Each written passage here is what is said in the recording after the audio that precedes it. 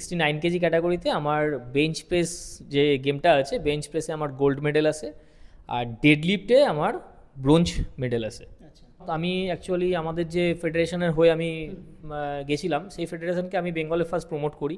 All ইন্ডিয়ার যে general secretary যিনি ছিলেন, তার সাথে আমার একটা ভালো বন্ডিং ছিল, খুব সুন্দর বন্ডিং ছিল। তো সেই বন্ডিংটা অদ্ভুতভাবে আমাদের इंटरनेशनल स्टेजे गিয়ে আমি মিসিং পাই। আর আমাদের বেঙ্গলের সেক্রেটারি বলছে যে উসকে পাস সে মেডেল ছিন লো। আপনারা জাস্ট ভাবুন এটা কত বড় একটা কথা, যে বেঙ্গল যাকে আমি রিপ্রেজেন্ট করতে ওখানে গেছি, যে জায়গার থেকে, সেখানকার যে সেক্রেটারি সে বলছে যে উসকে পাস সে মেডেল ছিন লো। তো আমাদের কাছ থেকে যে টাকাটা নেওয়া হয়, সেই টাকাটা নেওয়ার পরও আমাদের ওখানে যাওয়ার পর সেখানে ঠিকমতোভাবে মানে ফুডিংটা ওরা দেয়নি। এই প্যাকেজটা কত টাকা ছিল? একটা মানে ইন্টারন্যাশনাল গেম খেলতে গেলে একটা প্যাকেজ অ্যাকচুয়াল কত টাকা থাকে? এই প্যাকেজটা আমাদের ছিল 1 লক্ষ টাকার প্যাকেজ। আমার সাথে বসে আছে অনির্বাণ ব্যানার্জি। তোমাকে তো আগে ওয়েলকাম করি আমার চ্যানেলে। এর আগেও তোমার সাথে আমার অনেক ইন্টারভিউ নিয়েছি তোমার, যখন তুমি ন্যাশনাল খেলেছো। এবার তোমার কাছে এসেছি, তুমি যেহেতু ইন্টারন্যাশনাল একটা গেম খেলে এসছো পাওয়ার লিফটিংয়ে, তা সেই বিষয়ে তোমার কাছে জানবো তোমার এক্সপিরিয়েন্স, যাতে আমাদের দর্শকরা যারা রয়েছে তাদের একটু বলে রাখি। ইন্টারন্যাশনালে কিন্তু গোল্ড নিয়ে এসছে শ্রীলঙ্কায় দিয়ে। এই বিষয়টা আমরা জানবো, যে একটা সাধারণ প্রত্যেকটা অ্যাথলিটের, প্রত্যেকটা মানুষের একটা স্বপ্ন থাকে যে আমি ইন্টারন্যাশনাল গেম খেলতে যাব, আমাদের যে ভারতের পতাকাটা গায়ে জড়াবো। তার যে একটা এক্সপিরিয়েন্স, তার যে একটা ফিলিংস, সেটা একটু তুমি আমাদের সাথে শেয়ার করো। সেটা জড়ানোর একটা আনন্দটা কেমন, এবং তোমার কী কী ফেস করতে হয়েছে, কী কী অবস্টাকেলগুলো তোমার কাছে এসেছিলো, এবং কী করে তুমি ওভারকাম করলে বিষয়টা নিয়ে, এটা যদি একটু আমাদের দর্শকদের ক্লিয়ার করে বলে দাও। সবার ফার্স্টেই এসএন ফিটনেস মিডিয়াকে অসংখ্য ধন্যবাদ। আমাদের নবদা প্লাস ছোট্ট ভাই সায়ন, ওরা আমাদের ফিটনেস ইন্ডাস্ট্রিটাকে নিয়ে যে কাজ করছে, সবাইকে যে সুন্দরভাবে এগিয়ে নিয়ে চলছে সামনের দিকে, তার জন্য সত্যি ওদেরকে থ্যাঙ্কস। ফার্স্টে বলি যে ফার্স্ট যখন আমি ন্যাশনাল করি, ন্যাশনাল দুবার আমি মেডেলিস্ট ন্যাশনালে। তো ন্যাশনাল করার পর আমি ফার্স্ট ইন্টারন্যাশনালে যখন সুযোগটা পেয়েছিলাম, তো সেই সুযোগটা পাওয়ার পর আমি এটা একটা প্রত্যেকটা অ্যাথলিটসের কাছে খুব আনন্দের একটা ব্যাপার। আমি সবাইকেই বলবো এটা এটা সত্যি একটা আনন্দের ব্যাপার, যে ওই যে নামটা যখন ওরা অ্যানাউন্স করে অল ওয়ার্ল্ডের স্টেজে, তখন অ্যানাউন্সমেন্টের পরে যে গায়ে আমাদের দেশের জাতীয় পতাকাটা জড়ানোর যে মুহূর্তটা, মেডেল অ্যাচিভ করার যে মুহূর্তটা, এটা মানে বলে, ন্যাশনাল অ্যান্থেমটা যখন বাজে, এটা বলে জাস্ট বলা যাবে না, আমি ভাষায় প্রকাশ করতে পারবো না। এটা একটা অদ্ভুত মানে সুকুন বলতে পারো। তো এবার সেই জায়গায় দাঁড়িয়ে আমি প্রত্যেকটা অ্যাথলিটসকে বলবো নিজের নিজের বেস্ট পারফরমেন্সটা দিয়ে স্টেপ বাই স্টেপ, প্রথমে ডিস্ট্রিক্ট, তারপর Bengal, national, international, step by step খেলতে হবে। আর সবথেকে বড় জিনিস যেটা মনের মধ্যে জিতটা রাখতে হবে, যে আমাকে দেশের হয়ে বাইরে খেলতে হবে, ঠিক আছে, নিজের দেশকে রিপ্রেজেন্ট করতে হবে। তো আমার এই গেমটা খেলতে গিয়ে যেটা পার্সোনাল অভিমত, আমি অ্যাকচুয়ালি আমাদের যে ফেডারেশনের হয়ে আমি গেছিলাম, সেই ফেডারেশনকে আমি বেঙ্গলে ফার্স্ট প্রমোট করি।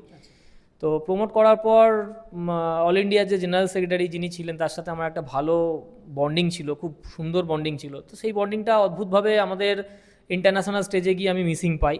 তো ওদের কাছ থেকে কোনো সহযোগিতা আমি পাই না। তো এটা বলার মেন কারণ একটাই, সেটা হচ্ছে আগামী দিনের যে সমস্ত প্লেয়াররা নিজেদেরকে তৈরি করছে ওই স্টেজটায় যাওয়ার জন্য, তারা জানুক, তারা সেইভাবে মনের মানে জোরটা রেখে তারা যাক, আমি এটুকুই তার জন্য সবাইকে বলবো। তো আমি তাদের কাছ থেকে এক্সপিরিয়েন্স রয়েছে এটা বিষয়ে। হ্যাঁ, সেই এক্সপিরিয়েন্সটাই আমি অল্প হলেও শেয়ার করছি তোমাদের অন ক্যামেরা সবার সামনে। সেটা হচ্ছে ওখানে অ্যাকচুয়াল আমাদের তো প্রত্যেকটা অ্যাথলিটসের একটা প্যাকেজ থাকে, সেই প্যাকেজটা দেওয়ার পরে তোমার যাতায়াতের যে খরচা, travelling allowance, hotel fair, fooding, lodging, সমস্ত কিছু, ইভেন গেমের রেজিস্ট্রেশন, সব কিছুই ওই অ্যামাউন্টের মধ্যেই ধরা থাকে, প্যাকেজের মধ্যে ধরা থাকে। তো আমাদের কাছ থেকে যে টাকাটা নেওয়া হয়, সেই টাকাটা নেওয়ার পরও আমাদের ওখানে যাওয়ার পর সেখানে ঠিকমতোভাবে মানে ফুডিংটা ওরা দেয়নি। এই প্যাকেজটা কত টাকা ছিল? একটা মানে ইন্টারন্যাশনাল গেম খেলতে গেলে একটা প্যাকেজ কত টাকা থাকে? এই প্যাকেজটা আমাদের ছিল 1 লক্ষ টাকার প্যাকেজ, ঠিক আছে। 1 লক্ষ টাকার প্যাকেজের মধ্যে ওরা আমাদের টিমের যে কিট, ঠিক আছে, সেই কিট প্লাস তোমার হচ্ছে ফুডিং, লজিং, গেমের রেজিস্ট্রেশন, সব কিছু ইনক্লুডিং ছিল এর মধ্যে, ট্রাভেলিং অ্যালাউন্স সব কিছু ইনক্লুডিং ছিল। কিন্তু যাওয়ার পর আমি দেখতে পাই ওরা আমাদের খাওয়া দাওয়াটা মানে যেটা ফুডিং ছিল সেটা পুরোপুরি ওরা অ্যাভয়েড করে যাচ্ছে। তো আমরা যে সময় আমাদের প্লেয়ারদের দেখো একটা ব্রেকফাস্ট থাকে, লাঞ্চ থাকে, রাতের ডিনার থাকে, সেই সময় ওদের কোনো ম্যানেজমেন্টের কাউকেই আমরা খুঁজে পাই না। তো সেখানে আমাদের আমার ব্যক্তিগতভাবে আমি আমার মতটা বলতে পারি, আমার খুব অসুবিধে হয়েছিল। তো প্লাস ওখানে একটা সবাই জানো সেই সময় একটা খুব খারাপ সিচুয়েশনের মধ্যে দিয়ে আমরা গেছিলাম, যে ওখানে ন্যাচারাল যে ক্যালামিটি সেই সময় খুব খারাপ ছিল, ওখানে ওয়েদার খুব খারাপ ছিল, তো আমাদের গেমটা হবে কিনা এটাই একটা বড় নিশ্চয়তার মধ্যে ছিল। ওখানে শ্রীলঙ্কায় ছিল, বন্যার একটা পরিস্থিতি তৈরি হয়েছিল। তো যাই হোক, আমাদের ওখানে একটা 5 স্টার হোটেলে গেমটা হয়, ভিভান্তা গার্ডেন এয়ারপোর্ট হোটেল। তো ওখানে গেমটা হওয়ার পর আমরা সেইভাবে আমাদের নিজেদের বেস্ট পারফরমেন্সটা দিয়েছি। দেওয়ার পর যখন আমরা মেডেল অ্যাচিভ করে নিয়েছি, মেডেল অ্যাচিভ করার পরও আদার্স যে ফেডারেশন থেকে ওখানে খেলতে গেছে তাদের প্যাকেজটা অনেকটা কম ওখানে ছিল, 70,000। তো ওটা জানার পর স্বাভাবিক আমাদের একটুখানি খারাপ লেগেছে যে আমরা 1,00,000 টাকা প্যাকেজে দেওয়ার পরও আমাদের খাবার দাবার ঠিকমতোভাবে ওরা প্রোভাইড করছে না। ইন্ডিয়া থেকেই সবাই গেছে, তো আমরা সেইভাবে প্রোভাইড করছে না। দেন আমাদের যে অল ইন্ডিয়া সেক্রেটারি ছিল তাকে আমরা হোটেলে ফেরার পর তাকে বলেছি যে আপনারা ঠিকমতো খাবার প্রোভাইড করছেন না, ঠিকমতো কিট প্রোভাইড করছেন না, তাহলে আমাদের টাকাটা আপনারা রিটার্ন করুন। ট্রাভেলিংয়ের জন্য টিকিট করেছে, সেটাও আবার মানে রীতিমতো প্রেশার যে এত টাকা পাঠাতে হবে তারপর তুমি টিকিট পাবে, এর প্রত্যেকটা এভিডেন্স আমার কাছে রয়েছে। তো যাই হোক, এটা বলার পর তারপরে আমার সাথে একটু মানে রাগারাগি হয়ে যায়। হওয়ার পর আমাদের বেঙ্গলের যে সেক্রেটারি তাকে ফোন করে উনি ডিরেক্টলি বলছে যে আপকা বেঙ্গল সে जो लड़का आया है वो मेरे साथ बदतमीजी कर रहा है, ঠিক আছে। তো এটা বলার পর আমাদের বেঙ্গলের সেক্রেটারি বলছে যে উসকে পাস সে মেডেল ছিনলো। আপনারা জাস্ট ভাবুন এটা কত বড় একটা কথা, যে বেঙ্গল যাকে আমি রিপ্রেজেন্ট করতে ওখানে গেছি যে জায়গার থেকে, সেখানকার যে সেক্রেটারি সে বলছে যে উসকে পাস সে মেডেল ছিনলো, ঠিক আছে। তো এই জিনিসগুলো সত্যি খুব খারাপ একটা অ্যাথলিটসের জন্য, আমি এগুলো ফিল করেছি, তাই জন্য আজকে আমি বললাম।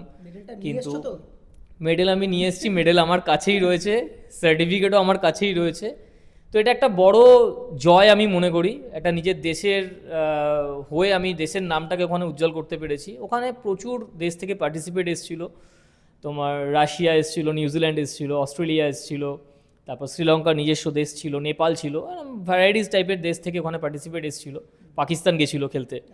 তো এবার সেখানে আমি ওই জন্যই নতুন প্লেয়ারদের বলবো, তোমরা মানে খেলছো খেলো, কিন্তু যে ফেডারেশনের ওই খেলো, তোমরা আগে ফেডারেশনের সম্বন্ধে জানো যে ফেডারেশনটার ভিত কতটা মজবুত, তারপর তোমরা সেই জায়গায় খেলতে যাও। তো আমার নিজের ব্যক্তিগত এই জায়গাটা খুব খারাপ ছিল, অভিজ্ঞতাটা খুব মানে কষ্ট করেই ওখান থেকে মেডেলটা আমাকে ছিনিয়ে আনতে হয়েছে এক প্রকার। তো এটাই। আচ্ছা, এবার আমাদের বলো যে তুমি কত কেজি ক্যাটাগরিতে খেলেছিলে, এটা তো নিশ্চয়ই কোনো ক্যাটাগরি থাকে, এবং কিভাবে কি করতে হয় বিষয়। পাওয়ার লিফটিংয়ে অবশ্যই ক্যাটাগরি থাকে। আমি সিনিয়র ক্যাটাগরিতে খেলেছিলাম, 69 কেজি ক্যাটাগরি, ঠিক আছে। 69 কেজি ক্যাটাগরিতে আমার বেঞ্চ প্রেস যে গেমটা আছে, বেঞ্চ প্রেসে আমার গোল্ড মেডেল আছে, আর ডেড লিফটে আমার ব্রোঞ্জ মেডেল আছে। এটা দুটো একই মানে 69 কেজি ক্যাটাগরিতে তুমি দুটোতেই খেলেছো? হ্যাঁ, 69 কেজি ক্যাটাগরিতে দুটোতেই আমি খেলেছিলাম। এরপরে নেক্সট কি আবার প্ল্যান রয়েছে তোমার? দেখো, প্রত্যেকটা অ্যাথলিটসেরই অবশ্যই মানে কমনওয়েলথ গেমসে যাওয়ার একটা স্বপ্ন থাকে। তো আমার সবথেকে ফার্স্ট স্বপ্ন ছিল আমি ন্যাশনাল খেলবো, মানে আমার বেঙ্গলকে আমি রিপ্রেজেন্ট করব। তারপর যখন ওটা ফুলফিলভাবে সাকসেস হয়, দেন তখন আমার টার্গেট ছিল আমি নিজের দেশকে রিপ্রেজেন্ট করব বাইরের একটা কান্ট্রিতে গিয়ে। তো সেটাও, সেই অ্যাচিভমেন্টটাও সাকসেসফুলি হয়ে গেছে। তো এবার নেক্সট টার্গেট রয়েছে আমাদের কমনওয়েলথ গেমসটা খেলার, প্লাস আমি আমার প্রচুর স্টুডেন্টদের রেডি করি। অ্যাকচুয়ালি এই অ্যাচিভমেন্টটা আমার স্টুডেন্টদের জন্য সম্পূর্ণটা আমি বলতে পারি। বাবা মা তো অবশ্যই পাশে আছেন, এটা তো বলার কোনো জায়গায় নেই। টাইম টু টাইম খাওয়া দাওয়া রেডি করা, মা প্রচুর করেছে এটা। প্লাস ওই সমস্ত টেনশনের মধ্যেও প্রত্যেকটা স্টুডেন্ট আমার পাশে যেভাবে সাপোর্ট দিয়েছে, এই জিম হচ্ছে আমার সেকেন্ড মাদার, ঠিক আছে। তো সেই জন্য এই জিম থেকে যে সমস্ত স্টুডেন্টদেরকে আমি রেডি করছি তারাও ম্যাক্সিমাম ন্যাশনাল কমপ্লিট করে এসেছে, সবারই গোল্ড মেডেল আছে। তো আমার একটা বড় পাওয়ার লিফটিংয়ের টিম আছে, সেই টিমটাকে নিয়ে আগামী দিনে আরও এগোতে চাই। আচ্ছা, এখানে আমার একটা প্রশ্ন আছে যেটা আমাদের দর্শকদেরও থাকবে হয়তো, যে যে কোনো একটা ফেডারেশনের হাত ধরেই তো ওখানে যেতে হয়। তা এই ফেডারেশন যখন তোমাদের সাথে এরকম করলো, নিশ্চয়ই তোমার কোনো না কোনো ফেডারেশন হাত ধরে তোমাকে আবার ওখানে যেতে হবে, কমনওয়েলথ গেমে হোক বা আরও ইন্টারন্যাশনাল যে সমস্ত দেশে হচ্ছে সেই জায়গাগুলো যেতে হবে। এরপর তুমি কীভাবে যাবে? দেখো, এটা সবথেকে বড় একটা তোমার হচ্ছে মাইনাস পয়েন্ট আমি বলবো, যে একটা ফেডারেশনের হাত ধরেই ওখানে যেতে হবে। তার কারণ হচ্ছে কি, এটা এতদিন আমরা জানতাম যে একটা ফেডারেশনের হাত ধরেই তোমাকে ওই ইন্টারন্যাশনাল স্টেজটা যেতে হবে, কিন্তু ওখানে যাওয়ার পর আমি দেখতে পেয়েছি যে আমাদের ইন্ডিয়া থেকেই 3টে ফেডারেশন থেকে প্লেয়াররা ওখানে খেলতে গেছে, ঠিক আছে। মানে একটা দেশ, সেখানে 3টে ফেডারেশন, সেখান থেকে প্লেয়াররা ওখানে খেলতে গেছে। তো প্লাস আবার এটাও দেখেছি যারা ডিরেক্ট ওয়ার্ল্ড পাওয়ার লিফটিংয়ের সাথে কন্ট্যাক্ট করে সিঙ্গেল খেলতে গেছে ওখানে। তো এই জায়গাটায় আমার সরাসরি খেলতে গেছে, আচ্ছা, ঠিক আছে। তো সেই জায়গাটাতে যাওয়ার পর আমি মানে এটা বুঝতে পারি যে যদি এই রকমই হবে তাহলে আমি কেন অন্যের ওপর ভরসা করব, আমি ডিরেক্ট যোগাযোগ করব না, আমি ডিরেক্ট ফ্লাইটের টিকিট করব, আমি নিজে করব, আমি ওখানে নিজে হোটেলের থাকার অ্যারেঞ্জমেন্ট করব, আমি নিজে খাওয়া দাওয়ার ম্যানেজমেন্ট মানে অ্যারেঞ্জমেন্টটা করব, প্লাস আমি নিজের গেমটা ফোকাস করব। তো একটা মেন্টাল প্রেশার যদি এইভাবে একটা অ্যাথলিটসের ওপর পড়তে থাকে ফেডারেশনের ওপর থেকে, তাহলে সেই অ্যাথলিটসটা কীভাবে তার নিজের পারফরমেন্সটা বেটার দেবে ওখানে, ঠিক আছে। এবার মনে করো তুমি যখন গেলে ওখানে, যখন তুমি দেখলে যে আমাদের থাকারও জায়গা নেই, খাওয়ারও কিছু নেই, তারপর তুমি কি করলে সেটা আমাদের একটু বলো। দেখো, থাকার জায়গার যেটা মেন ব্যাপার হচ্ছে আমাদেরকে যা যা বলা হয়েছিল মানে প্রিলিমিনারি স্টেজে, যে ভালো হোটেল প্রোভাইড করবে, ভালো তোমার খাওয়া দাওয়ার ওখানে দেবে, প্লাস আমাদের একটা ট্যুর করাবে, ওরা অনেক কিছু আমাদেরকে অ্যাসিউরেন্স দিয়েছিল। বাট সেই অ্যাসিউরেন্সের, হ্যাঁ, সেই অ্যাসিউরেন্সের কোনো কিছুই আমাদের প্রোভাইড ওরা করেনি। প্লাস ওখানে সবথেকে বড় ব্যাপার যেটা, আমাদের অল ইন্ডিয়ার যে প্রেসিডেন্ট ছিল ওখানে, জীবন কুমার, আমি তার নাম অবশ্যই ক্যামেরার সামনে নিচ্ছি, উনি ওখানে যেভাবে আমাকে সাপোর্ট দিয়েছেন, হ্যাঁ, ওনার জন্যই আমি গেমটা করে ওখান থেকে বেরিয়ে আসতে পেরেছি, ঠিক আছে। মানে উনি না থাকলে হয়তো আমার ওখানে বডি ওয়েটটাও ঠিকমতো নেওয়া হতো না, উনি না থাকলে ওখানে হয়তো আমি গেমটাও ঠিকমতোভাবে খেলতে পারতাম না। উনি আমাকে প্রচণ্ড সাপোর্ট দিয়েছে, স্যারকে অসংখ্য ধন্যবাদ, অসংখ্য ধন্যবাদ স্যার। তুমি থাকা এবং খাবার সমস্ত ব্যবস্থা করে দেন। উনি অনেকটা সাপোর্ট দিয়েছেন আমাকে, গেমের টোটাল সাপোর্টটা উনি দিয়েছে, মেন্টালি সাপোর্ট দিয়েছেন উনি, প্লাস উনি নিজেও একজন ইন্টারন্যাশনাল জাজ পাওয়ার লিফটিংয়ের, প্লাস উনি নিজেও ওখানে জাজমেন্ট করেছেন। ম্যাক্সিমামই তো দেখো ইন্টারন্যাশনাল গেমে সব বাইরের বাইরের কান্ট্রির জাজমেন্ট থাকে, ওখানে রাশিয়ার জাজ ছিল, ওখানে আমাদের ইন্ডিয়ার খুব কয়েকজন জাজ ছিল, প্লাস ওখানে নিউজিল্যান্ডের জাজ ছিল, এরকম সব অস্ট্রেলিয়ার জাজ ছিল, তো ম্যাক্সিমামই সব বাইরের জাজমেন্ট ছিল ওখানে। তো জীবন স্যার আমাকে অনেকটা সাপোর্ট দিয়েছে, অনেকটা। ওখানকার মানে পরিবেশ তো আমরা জানি, শ্রীলঙ্কার পরিবেশ যখন তুমি গেছিলে তখন খুব একটা টালমাটাল পরিস্থিতিতে চলছিল। আর এখনকার পরিবেশ কেমন রয়েছে ওখানে, মানে খাবারপত্র জিনিসপত্রের দাম কেমন? অ্যাকচুয়ালি দেখো, সত্যি কথা বলতে গেলে আমরা হয়তো ভাবি যে কোনো জায়গায় আমরা বাইরে যখন কোনো কান্ট্রিতে যাই আমাদের নিজেদের দেশ ছেড়ে, তো যাওয়ার পর আমরা ওখানকার যে টাকা, ওখানকার যে কারেন্সি, ওগুলো আমাদের ইউজ করতে হয়। তো আমরা টাকাটাকে এক্সচেঞ্জ করে নিয়ে গেছিলাম এয়ারপোর্ট থেকে। তো আমার খুব ভালো মনে আছে যখন আমি ফুল ডাইটিংয়ে ছিলাম, কারণ গেমের আগের দিন পর্যন্ত, তো আমাদের ডিমটা খেতে হয়েছিল। তো ডিমটা আমাকে ওখানে কিনে খেতে হয়েছিল, 4টে ডিমের দাম ওখানকার টাকায় 320, ঠিক আছে, 320 টাকা। টাকা মানে ওখানকার টাকায়, ওখানকার ফরেন কারেন্সিতে, মানে এক একটা ডিম 80 টাকা করে সেদ্ধ বয়েলড। তার মধ্যে থেকেও আমাদেরকে ইয়কটাকে বাদ দিতে হয়, সেটা সবাই জানে, সব প্লেয়াররাই জানে। তো নর্মাল ওই অ্যালবুমিনটা, 4টে অ্যালবুমিন আমাদের 320 টাকা খেতে হয়েছিল ওখানে গিয়ে। এটা একটা বিরাট ব্যাপার। এগুলো সবই নিজের পকেট থেকে গেছে? একদম একদম, এইসব খাওয়া দাওয়া সবই আমাদের নিজেদের। এবার এবার যেই টাকাটা তুমি ওখানে ফেডারেশনে দিয়েছিলে 1 লাখ টাকা বলছো, সেটার কি রিফান্ড কিছু করেছে ওনারা? আমি সেটাই বলতে গেছিলাম অ্যাকচুয়ালি, যেদিনকে আমরা পুরোটা জানতে পারলাম যে আমাদের বেঙ্গল বলো, আমাদের অল ইন্ডিয়া থেকে যারা যারা অন্য স্টেট থেকেও গেছিলো তাদের 70,000 হয়ে গেছে, সেখানে আমাদের ফেডারেশন 1 লাখ নিয়েছে। তো এটা যখন আমি আমাদের all India general secretary Durgesh Rajuria তাকে বলতে গেছিলাম, তখন সে ভাবলো আমি তার সাথে নাকি খারাপ ব্যবহার করছি, তার সাথে বদতমিজি করছি। সেই হিসাবে সে আমাদের বেঙ্গলের জেনারেল সেক্রেটারিকে ফোন করে এই কথাটা বললো। তো বেঙ্গলের সেক্রেটারির কাছ থেকেও আমার এটা আশা ছিল না, সে ডিরেক্টলি আমাকে দুর্গেশ রাজুরিয়াকে ফোন করে বলছে উসকে পাস সে মেডেল ছিনলো। এটা সত্যি মানে জাস্ট একটা অন্ধকার দিক আমাদের পাওয়ার লিফটিংয়ের, আমি বলি, আমি মনে করি অন্তত এটা এটা আমার সাথে ঘটেছে, ঠিক আছে। ভিডিও শেষে আমি শেষ অবধি চলে এসেছি ভিডিওর, আমি তো আসছে তোমার কাছে মেডেল আর সার্টিফিকেটটা দেখবো, আমাদের দর্শকদের দেখাবো। আর আমাদের দর্শকদের যেগুলো তুমি বললে, এছাড়াও কি মাথায় রাখতে হবে ওদের? দেখো, খাওয়া দাওয়াটা তো অবশ্যই মেনটেন করতে হবে, একটা ফুল ডিসিপ্লিন লাইফ তাদেরকে মেনটেন করতে হবে। তো আমার গেমটা যাওয়ার আগে 2 মাস আমার প্রচণ্ড সংযম ছিল, মানে ফুল ডিসিপ্লিন, টাইমে ঘুমানো, টাইমে প্র্যাকটিস করা, মর্নিংয়ে 3 ঘন্টা, ইভিনিংয়ে 3 ঘন্টা, 6 ঘন্টা ওয়ার্কআউট করতে হয়েছে, ঠিক আছে। তারপর গিয়ে আমাদের ওই পিয়ারটা গেছে। তো সেখানে দাঁড়িয়ে আমি প্রত্যেকটা অ্যাথলিটসকে বলবো তারা তাদের কোচ, তাদের গুরু, তার কথাটা শুনবে।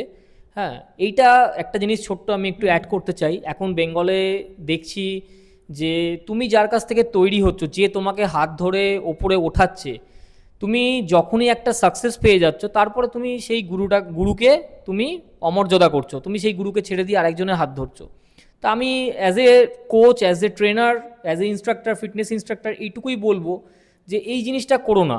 এখনও পর্যন্ত আমি এত বছর খেলাধুলোর লাইনে থাকার পরও আমার যে কোচ, যার হাত দিয়ে আমি তৈরি হয়েছি, সেই কোচকে আমি এখনও প্রণাম জানাই। গুরু পূর্ণিমার দিনকে আমার স্টেটাসে এখনও সেই গুরুর ছবিটাই থাকে। মা বাবা অবশ্যই ফার্স্ট গুরু, কিন্তু তারপরে যে যার স্থান, তাকে তোমরা রেসপেক্ট করো। এরপরে তো অনেক গুরু আসবে, তারাও থাকবে, কিন্তু প্রথম গুরুকে যেন না ভুলে যাও। একদম, এটা আমি সবসময়ের জন্য বলবো যে গুরু চেঞ্জ করাটা, আমি অন্তত এই পন্থায় বিশ্বাসী নয়। তো এটা প্রত্যেকটা অ্যাথলিটসদের মাথায় রাখা উচিত যে একটা গুরুর কাছ থেকে যে জিনিসগুলো তুমি শিখছো সেগুলো ভুলে যাওয়াটা কখনোই ঠিক নয়। এবার ভিডিও শেষ, আমি মেডেল আর সার্টিফিকেট তোমার কাছ থেকে দেখে নেব, নিশ্চয়ই। দেখে আমি শেষ করবো ভিডিওটা। চলো দেখে নিই আমরা। এবার আমি যেটা তুমি ছিনিয়ে নিয়ে এসছো এত সংঘর্ষ করে, সেটা একটু আমাদের দর্শকদের দেখো। এখানে প্রচুর মেডেল আছে, তো তার মধ্যে মেন যে মেডেলগুলো সেটা হচ্ছে আমাদের ওয়ার্ল্ডের, এই মেডেলটা হচ্ছে গোল্ড মেডেল আছে, আর এটা বেঞ্চ প্রেসে ছিল, আর এটা হচ্ছে ব্রোঞ্জ মেডেল, এটা ডেড লিফটে 2025 শ্রীলঙ্কা ওয়ার্ল্ড পাওয়ার লিফটিং চ্যাম্পিয়নশিপ। এটাও তাই। হ্যাঁ, এটাও গোল্ড মেডেল, শ্রীলঙ্কা। সার্টিফিকেটটা রয়েছে এদিকে। তা মোটামুটি এইগুলো তুমি তোমার অ্যাচিভমেন্ট, এছাড়াও তোমার এখানে কিছু অ্যাচিভমেন্ট রয়েছে, প্রচুর রয়েছে। একবার আমি চাইবো একটু দেখিয়ে দিতে দর্শকদের। এখানে প্রচুর অ্যাচিভমেন্ট রয়েছে, দেখতেই পাচ্ছ। আমাদের সবথেকে বড় ব্যাপার, যেটা একটা কথা না বললেই নয়, আমাদের কলকাতায় একটা ফেডারেশন আছে, অ্যাকচুয়াল এটা all India federation, iron lifting federation. তো ওটা আমাদের বেঙ্গলে, ওয়েস্ট বেঙ্গলের যেটা রয়েছে, বেঙ্গলের আয়রন লিফটিং অ্যাসোসিয়েশন, তো মিস্টার অশোক রাজ উনি প্রচুর গেম করায়। তো ওই গেমগুলোর যারা নতুন অ্যাথলিটস, যারা ভাবছো যে কোথায় আমরা প্ল্যাটফর্ম পাবো, সেই প্ল্যাটফর্মটা থেকে তারা স্টার্ট করতে পারো। অনেক কিছু শেখার আছে, খুব ভালো গেম উনি অর্গানাইজ করে। নেক্সট 8 তারিখেই আমাদের একটা চ্যাম্পিয়নশিপ রয়েছে, ওটা সবাই আসতে পারো, ভালো লাগবে সবাই। এই মাসের মানে মার্চের 8 তারিখে গেম আছে, ঠিক আছে। অশোক আখাড়া এক ব্যায়াম মন্দির, খুব ভালো দাদা, খুব ভালো গেম অর্গানাইজ করে। তো যারা ভাবছো যে নতুন একদম সবার প্রথমে কোথা থেকে আমরা শুরু করব, তোমাদের জন্য বেস্ট স্টেজ আমি মনে করি, ঠিক আছে। তো চলো আবার দেখা হবে তোমার সাথে আবার কোনো ইন্টারন্যাশনাল কোনো গেমে, যখন তুমি আবার কোনো একটা অ্যাচিভমেন্ট নিয়ে আসবে, আবার আসবো আমরা। তো আবার দেখা হচ্ছে কোনো একটা নতুন এপিসোডে। তো তুমি সবাই ভালো থাকো এবং সুস্থ থাকো।